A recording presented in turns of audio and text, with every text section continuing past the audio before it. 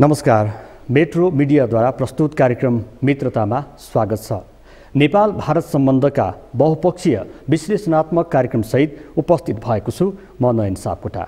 आज हामी वैशाख 12 गते नेपालमा गएको महाभूकम्प र त्यसपछि निरन्तर रूपमा आइरहेको पराकम्पनका कारण समस्यामा परेका नेपालीलाई भारतीय केन्द्रीय सरकार र क्षेत्रीय सरकारले गरेको सहयोगका विषयमा चर्चा गर्नेछौँ। नेपालको पुरानो तथा निकटको छिमेकी राष्ट्र भारतले नेपालीलाई गरेको सहयोगको विषयमा हामीले आज सामग्री तयार पारेका छौँ। नेपालमा भूकम्पमा परेकालाई भारतले उद्धार तथा राहत वितरण गर्ने काम मात्र होइन, भूकम्पमा परेर घाइते भएका बिरामीलाई औषधि उपचारको व्यवस्था पनि गर्यो। भारत सरकारले भूकम्पका कारण अवरुद्ध बनेको विद्युत प्रसारण लाइनको पुनर्निर्माणका लागि पनि सहयोग गर्यो। वैशाख 12 नेपाली इतिहासमा अर्को कालो दिन बनेर आयो। हजारौं नेपाली हताहत भए, दशौं हजार घाइते भएर लाखौं विस्थापित बने। हाम्रा अमूल्य ऐतिहासिक धरोहरदेखि दैनिक जनजीवनसँग गाँसिएको छानो र मानो नष्ट भए। देशको अभिभावक भनिने सरकारका कार्यकारी प्रधानमन्त्री सुशील कोइराला अफ्रो एसियन समिटमा भाग लिन इन्डोनेसियामा रहेका बेला देशले महाविपत्ति बेहोर्यो। वैशाख 12 मा 14 भन्दा बढी जिल्ला प्रभावित हुने गरी विनाशकारी भूकम्प आए लगत्तै सरकारले आफ्ना सम्पूर्ण निकाय परिचालन गर्यो। यद्यपि राजधानी आसपासकै क्षेत्रमा समेत प्रभावकारी ढङ्गले उद्धार तथा खोजी कार्य हुन सकेन। 7.8 म्याग्निट्युडको भूकम्पले नेपाली धरतीलाई हल्लाएको 1 घण्टा पनि नबित्दै छिमेकी मित्र राष्ट्र भारतले मित्रताको धर्म निभायो। भारतीय प्रधानमन्त्री नरेन्द्र मोदीले नेपालका राष्ट्रपति रामवरण यादव र प्रधानमन्त्री सुशील कोइरालासँग फोन सम्पर्क गरी सहयोगको हात बढाए। भयंकर भूकंप ने मानव मन को बड़ा परेशान किया हुआ है।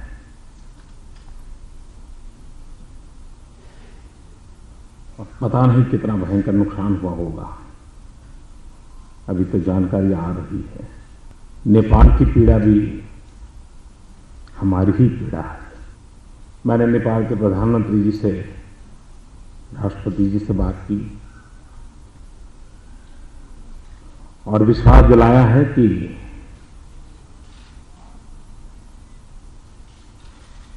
सवा सौ करोड़ देशवासी आपकी इस मुसीबत आपके साथ है। इस भयंकर हादसे को सहने की परमात्मा ताकत दे। जिन परिवारजनों पर आपत्ति आई है उनको शक्ति दें। भारत में भी कम अधिक मात्रा में कुछ न कुछ प्रभाव हुआ है, उनके प्रति भी मेरी संवेदना है। हामी नेपाली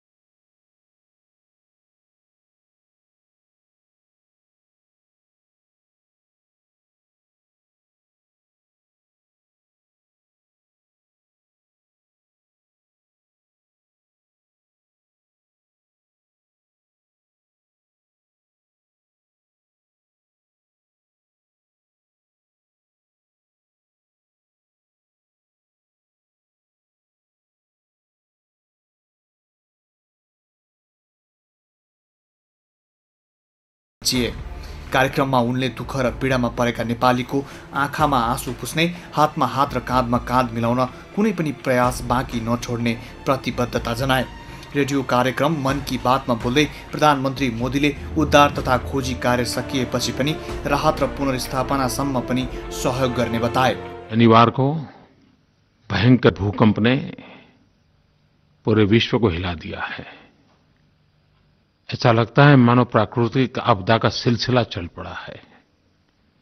नेपाल में भयंकर भूकंप की आपदा, हिंदुस्तान में भी भूकंप ने अलग अलग राज्यों में कई लोगों की जान ली है, संपत्ति का भी नुकसान किया है, लेकिन नेपाल का नुकसान बहुत भयंकर है। मैंने 2001 26 जनवरी कच्छ के भूकंप को निकट से देखा है। ये आपदा कितनी भयानक होती है, उसकी मैं कल्पना भली भांति कर सकता हूँ। नेपाल पर क्या बीतती होगी, उन परिवारों पर क्या बीतती होगी, उसकी मैं कल्पना कर सकता हूँ। लेकिन मेरे प्यारे नेपाल के भाइयों बहनों, हिंदुस्तान आपके दुख में आपके साथ है। तत्काल मदद के लिए चाहे हिंदुस्तान के जिस कोने में मुसीबत आई है वहां भी और नेपाल में भी सहाय पहुंचाना प्रारंभ कर दिया है। सबसे पहला काम है रेस्क्यू ऑपरेशन, लोगों को बचाना। अभी भी मलबे में दबे हुए कुछ लोग जीवित होंगे, उनको जिंदा निकालना है। एक्सपर्ट लोगों की टीम भेजी है, साथ में इस काम के लिए जिनको विशेष रूप से ट्रेन किया गया है ऐसे स्नीपर डॉग्स को भी भेजा है। ये स्नीपर डॉग्स ढूंढ पाते हैं कि कहीं मलबे के नीचे कोई इंसान जिंदा हो। कोशिश हमारी पूरी रहेगी, अधिकतम लोगों को जिंदा बचाएं। भारतीय टोलीले हरेक दिन गर्ने उद्धार र खोजी कार्यको प्रधानमन्त्री मोदीले नजिकबाट निहाल्नुको साथै निर्देश पनि गरे। हरेक दिन भारतको मन्त्री परिषदका सचिवको अध्यक्षतामा राष्ट्रिय संकट व्यवस्थापन समितिको बैठक पनि डाकियो। महाविपत्ति आएको एक साता पनि नबित्दै प्रधानमन्त्री मोदीको सुरक्षा सल्लाहकार र विदेश सचिव नेपाल आए। उनीहरूले भूकम्पको केन्द्रबिन्दु गोर्खाको बारपाकको निरीक्षणका साथै भारतीयले सञ्चालन गरिरहेको उद्धार तथा राहत कार्यक्रमको समीक्षा गरे। The purpose of our coming here was that the Prime Minister, who had been holding regular meetings at the highest level, directly interacting and going into the minor details, because his personal experience is very high in these matters and is concerned and is a man of action. So he wanted that every minor detail should be looked into, and he has been monitoring the whole thing on a day-to-day basis or rather on an hourly basis. उद्धार तथा खोजी कार्यका लागि भारतबाट करिब 700 राष्ट्रिय विपद व्यवस्थापन बलको टोली नेपाल आए। उनीहरू नयाँ बसपार, गौरीशंकर गेस्ट हाउस, व्हाइट गुम्बा, सिउचाटार, बालाजु, गंगबु, चमती, संगमटोल, विजेश्वरी, शोभा भगवती, तिलगंगा, साँखो, महाराजगंज लगायतका क्षेत्रमा उद्धार तथा खोजी कार्यमा तैनात भए। Got the information that that lady is stuck between two slabs, but there is some cavity and she is alive. So we firstly stabilized that particular area. Then we given some life-saving medicine to that particular lady. After stabilizing her, we just take her out. भारतको राष्ट्रिय विपद व्यवस्थापन बलले उद्धार तथा खोजी कार्यमा 11 मानिसको जीवित उद्धार गर्यो। भग्नावशेषले पुरिएको अवस्थामा रहेका 132 जनाको शव उत्खनन गर्यो।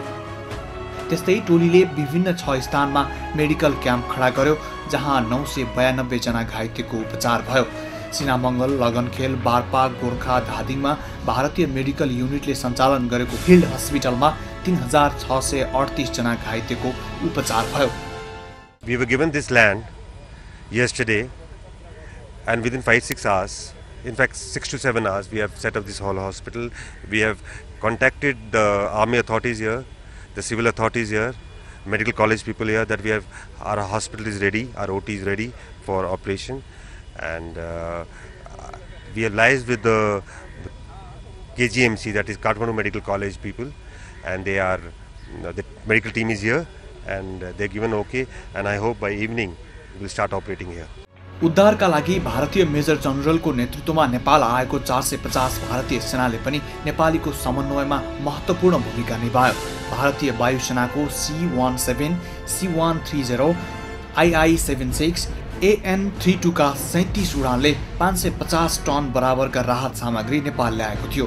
भारतका 8 Mi-17 र अन्य 5 हेलिकप्टर नेपाली सेनासँगको समन्वयमा उद्धारका लागि भूकम्प प्रभावित दूरदराजमा पुगे। The fixed wing operation is happening 24/7. As far as the helicopter operations are concerned, we have started our operations yesterday onwards with 6 helicopters here. We are increasing to 8 by getting 2 more helicopters to Barko and another air base northwest of Kathmandu. And so far we have rescued about 250 people and dropped 4 tons of relief material and today the figure is likely to be more because the weather is slightly better than yesterday. खोजी तथा उद्धार कार्यमा आवश्यक 15 ton औषधि, 100 भन्दा बढी stretcher, 1 lakh litre oxygen पनि भारतले सहयोग गरेको थियो। उसो त काठमाडौँ उपत्यकामा विद्युत प्रसारणलाई पुनः सञ्चालनमा ल्याउन पनि नेपाल विद्युत प्राधिकरणका अधिकारीलाई भारतको विद्युत प्राधिकरणका अधिकारीले नै सघाएका थिए।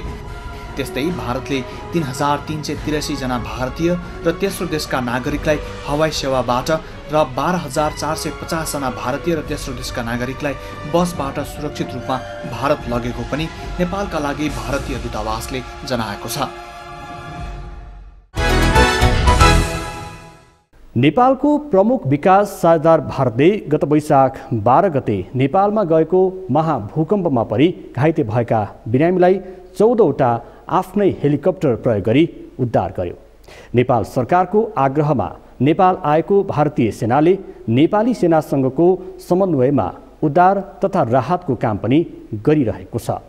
सुखमा मात्र होइन, दुःखमा पनि साथ दिएको भारतको केन्द्रीय सरकार मात्र होइन, क्षेत्रीय सरकारले समेत नेपालीको पीडालाई आफ्नै पीडा सम्झेर सहयोग गरे। नेपाल स्थित भारतीय राजदूतावासले पनि नेपालमा भूकम्पमा परि पीडित बनेका सर्वसाधारणलाई भेटेर भारतीय सेनाले गरेको कामको बारेमा जानकारी लियो। दूतावासले भूकम्प पीडित बनेकालाई राहत तथा उद्धारको कामको समन्वय गर्यो। नेपालमा वैशाख 12 गते गएको महाभूकम्पपछि भारतीय सरकारले नेपाल सरकारको मन्त्री परिषदको बैठक बस्नु अघि नै सहयोगको घोषणा गरेको थियो।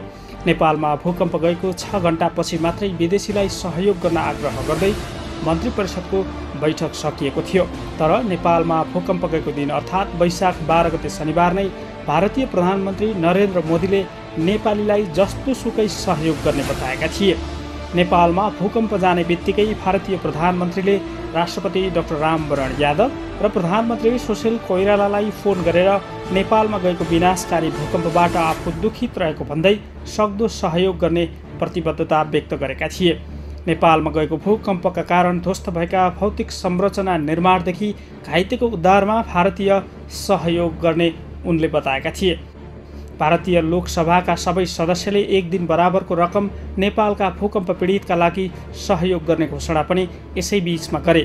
भारतको संसदीय मन्त्रीले राखेको 1 दिनको तलब नेपालका भूकम्प पीडितलाई सहयोग गर्ने प्रस्ताव सबै सदस्यले स्वीकार गरेका थिए। भारतीय सरकार मात्रै होइन, भारतका प्रतिष्ठित उद्योगले पनि नेपालका भूकम्प पीडितका लागि सहयोगको घोषणा गरेका छन्। त्यसबाहेक भारतको केन्द्रीय सरकार मात्रै नभएर प्रान्तीय सरकारले पनि नेपालका भूकम्प पीडितलाई सहयोग गरिरहेका छन्। नेपालसँग सिमाना जोडिएका प्राय सबै प्रान्तीय सरकारले नेपाली भूकम्प पीडितलाई सहयोग गरेका छन्। नेपालमा रहेको भारतीय राजदूतावासले पनि भूकम्प पीडितलाई सहयोग गर्ने महत्त्वपूर्ण भूमिका निर्वाह गरेको थियो। नेपाल स्थित भारतीय राजदूत रञ्जित रेले भूकम्पमा परि घाइते भएका नेपालीको उद्धार तथा राहत वितरणमा आफै पनि संलग्न भए। Indian Army and Nepalese Army are jointly working to clear the lanes first, so that at least normal activity can begin, and after that then these houses that have been completely destroyed will have to be pulled down. So the first priority is to clear the lanes, and we have got our engineering teams from the Indian Army with specialized equipment. You see, it's very painstaking work because the families want to retrieve their belongings, they want to bring the old wood that they have, maybe some images and things that they value.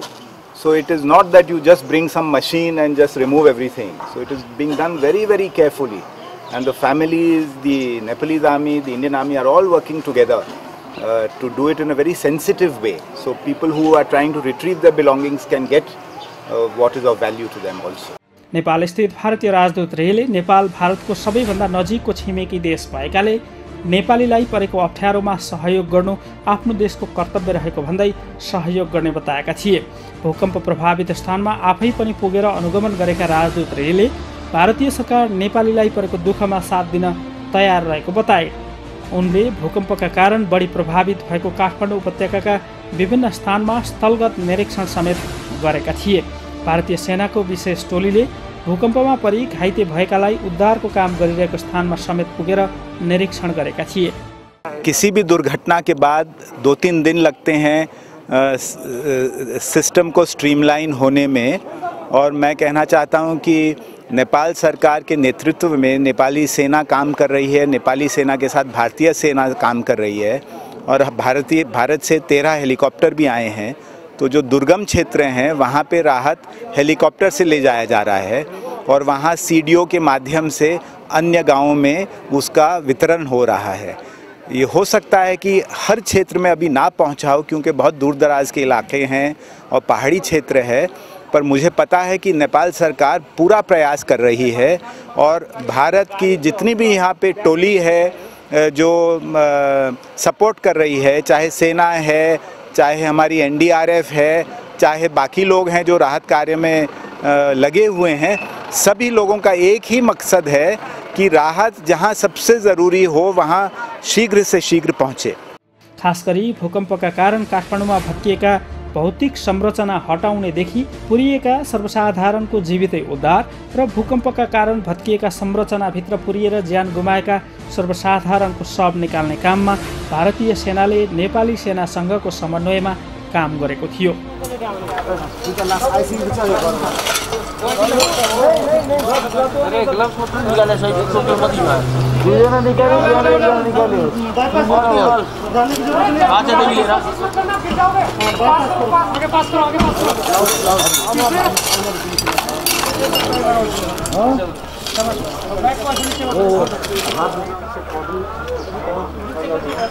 Final पानी लो तो final पानी।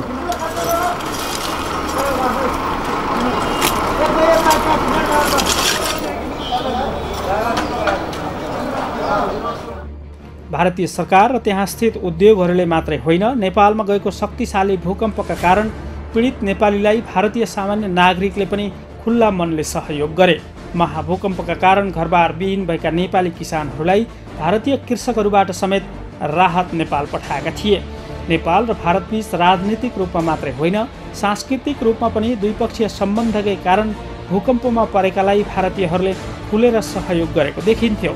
भारतीय सरकारले उद्धारको काममा मात्र होइन, अब पुनर्निर्माणको चरणमा पनि जस्तोसुकै सहयोग गर्ने प्रतिबद्धता व्यक्त गरेको छ। नेपाल सरकारले पहिलो चरणको उद्धारको काम सकेको बताएको छ। भूकम्प पीडितलाई सहयोग गर्न नेपाल आएका भारतीय सेना नेपाल सरकारको आग्रहमा भारत फर्किसकेका छन् भने केही सेना राहत वितरणमा अझै पनि लागिरहेका छन्।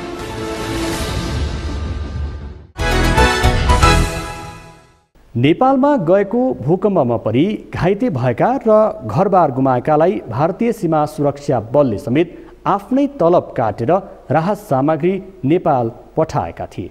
घाइतेका लागि आवश्यक पर्ने रगतका लागि पनि भारतीय नागरिक समेत रक्तदानमा जुटे। यति मात्र होइन, भारतीय किसानले पनि नेपालमा भूकम्पमा परि पीडित बनेका सर्वसाधारणका लागि राहत सामग्री नेपाल पठाएका थिए। भारत स्थित नेपाली दूतावासमा दिल्ली स्टडी ग्रुपले भूकम्प पीडित नेपालीका लागि यसरी राहत सामग्री जम्मा गरे। के थिए नेपाली दूतावासमा भारतीय र भारतमा रहेका नेपालीले जम्मा गरेका राहतमा? We have collected and bought tents, tarpaulins, face mask, sterilized cotton, rolls, blankets, and also especially for the young girls who are aged from 4 to 12 years, skirts and frocks. And for the young boys in Nepal, we have made arrangements for pants, sweaters, jackets, woolen, etc. राहत लिँदै भारतका लागि नेपाली राजदूतले भारत र भारतीय प्रति आभार व्यक्त गरे।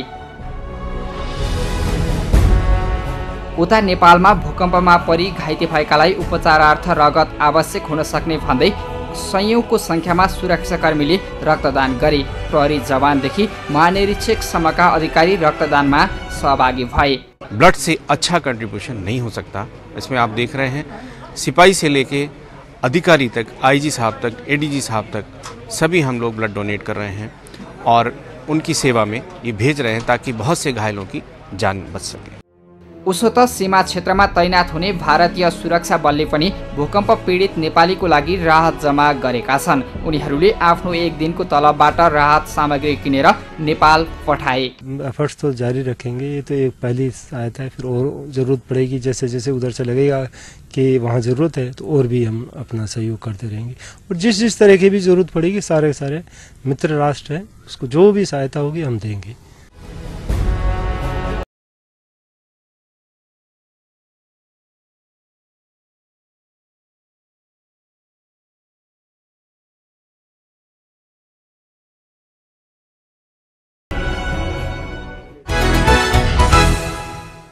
नेपालमा भूकम्प गएपछि नेपाल सरकारको मन्त्रीपरिषद बैठक नबस्दै भारतीय सरकारले नेपाललाई सहयोग गर्ने घोषणा गरेको थियो। नेपाल र भारत बीचको सम्बन्धकै कारण भारतीय सरकार र भारतीय प्रधानमन्त्री नरेन्द्र मोदीले नेपाललाई जस्तोसुकै सहयोग गर्ने प्रतिबद्धता व्यक्त गरेका थिए।